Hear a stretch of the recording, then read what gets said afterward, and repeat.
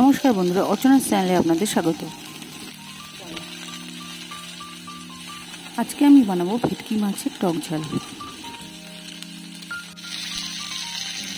ভেটকি মাছের টক ঝাল বানানোর জন্য আমি ভেটকি মাছের একটা মাথা নিয়েছি, নিয়ে দুচালা করে নিয়েছি, একটা লেজা আর কয়েক পিস দাগা নিয়ে ভেজে নিচ্ছি।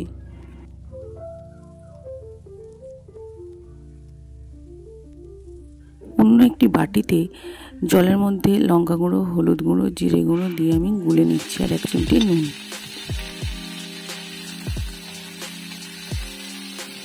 আরেকটি বাটিতে আমি তেঁতুল গুলে নেব।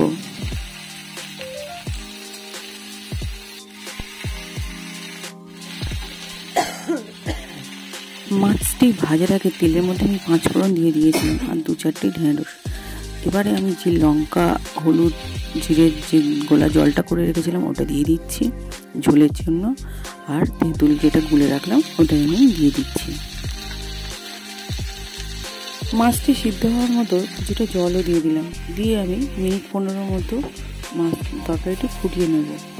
মিনিট 15 তরকারিটি ফোটানোর পরে তৈরি হয়ে যাবে ভেটকি মাছের টক ঝাল রেসিপি। বন্ধুরা, আমার এই ভেটকি মাছের টক ঝাল রেসিপিটি আপনাদের কেমন লাগলো তা কমেন্টসে জানাবেন, আর যদি ভালো লাগে তাহলে একটি লাইক ও শেয়ার করে দেবেন। তাহলে আজকের মতো ভিডিওটা আমি এখানেই শেষ করছি। আবার দেখা হবে নতুন অন্য কোনো ভিডিওতে।